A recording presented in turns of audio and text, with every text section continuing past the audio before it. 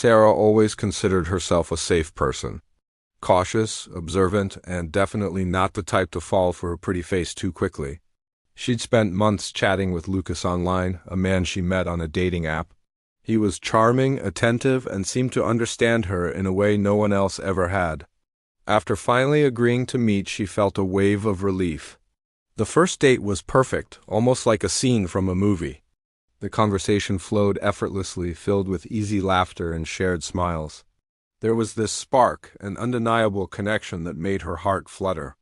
The soft touches, a brush of his hand against hers, felt like they were written in the stars.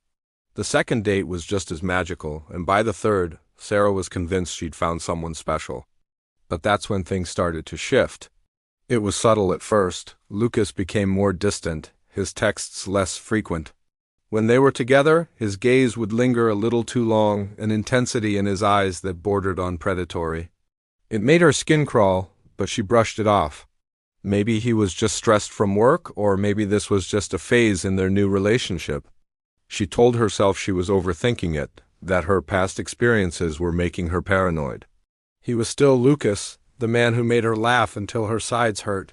She wanted to believe that. She needed to. That was her first mistake, the denial. Because a few days later, a letter arrived at her doorstep. It wasn't in a standard white envelope. This one was a deep, unsettling shade of crimson, thick and heavy in her hands. It was sealed with black wax like something out of a Gothic novel. A cold shiver traced a path down her spine as she stared at it.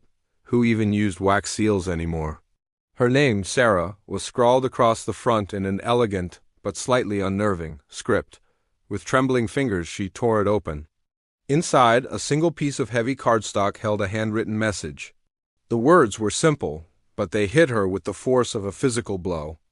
You will be mine forever. No one else will have you. If you try to leave, I will make sure you never find peace again. She read it again and again. The ink seemed to bleed into the paper, the words mocking her. Was this some kind of sick joke? A prank from a friend with a twisted sense of humor? She tried to convince herself it was, but a deep, primal fear was already taking root in her gut, growing stronger with every passing second. Her mind immediately went to Lucas. He had been acting strange, yes, but this was something else entirely. This was dark, possessive, this was terrifying. She needed to talk to him, to hear his voice, to have him tell her this was all a misunderstanding. She fumbled for her phone and dialed his number. It rang once, twice, 3 times before going to voicemail. His familiar, cheerful greeting now sounded sinister. She tried again, straight to voicemail. Panic began to set in. Her unease blossomed into full-blown terror. She couldn't just sit here. She needed answers.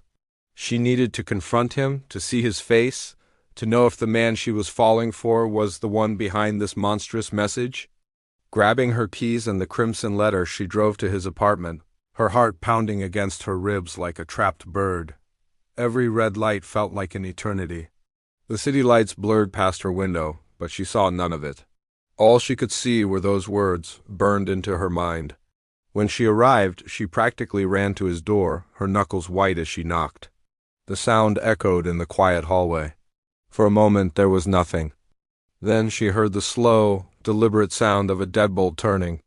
The door creaked open, revealing Lucas. He was standing there, leaning against the frame with a strange, knowing smile on his face. It wasn't the warm, inviting smile she knew. This one was cold, calculating. You got my letter, didn't you? He asked, his voice chillingly calm. It was a statement, not a question. Sarah froze, the letter clutched in her hand. The paper felt slick with her sweat. You wrote this? Her voice was a trembling whisper. She wanted him to deny it, to laugh and tell her it was a misunderstanding. But he didn't. Lucas stepped closer, his eyes never leaving hers, boring into her soul. Of course I did, he said, his voice dropping to a low, intimate tone. I had to make sure you understood. You're mine, Sarah. From the moment I saw your profile, I knew. And now that I have you, I won't let you go. Each word was a nail in her coffin. He took another step forward, closing the distance between them. Sarah felt her pulse quicken, a frantic drumming in her ears. I don't belong to you, she managed to say, shaking her head in disbelief. This couldn't be happening. This wasn't the Lucas she knew. But Lucas only smiled, a dark, unsettling curve of his lips. His eyes seemed to grow darker, swallowing the light in the room. "Oh, but you do," he said softly, his voice a caress that felt like a threat. "You were always mine." "You just didn't know it yet." Sarah stumbled back, her breath catching in her throat. She wanted to scream, to run, to escape this nightmare, but her feet felt like they were bolted to the floor. The fear that gripped her was like an invisible force, a physical weight holding her in place. She was a deer in the headlights, and the truck was bearing down on her. "You can't run from me, Sarah," Lucas whispered, his voice barely audible, a ghostly sound that seemed to come from all around her. "You can't escape what's meant to be." He slowly pulled something from his pocket. It glinted under the dim apartment light, a small rusty key. He held it out in front of her, dangling it between his fingers. "This is just the beginning," he murmured. "The moment you walked into my life, your fate was sealed." His hand moved towards her face, slow and deliberate, almost possessive. His fingers were cold as they brushed against her skin, a chilling touch that seemed to sap the warmth from her body. Sarah tried to pull away, to flinch back, but it was too late. With a deafening bang, the door slammed shut behind her, plunging the entryway into near darkness. The walls seemed to close in, the air growing thick and heavy. In that suffocating moment, Sarah finally understood the horrifying truth. She was trapped. Lucas wasn't just some charming man she'd met online. He was a predator. Something dark and patient that had been waiting for her all along, camouflaged by a handsome smile and sweet words. And now that it had her in its grasp, it would never let go. As his cold fingers traced the line of her jaw, she felt the chill seep deep into her bones, into her very soul. She was never going to be free, not again. The world she knew, the safety she cherished, had been a fragile illusion. And now it was shattered forever. Her happily ever after had become a never-ending nightmare.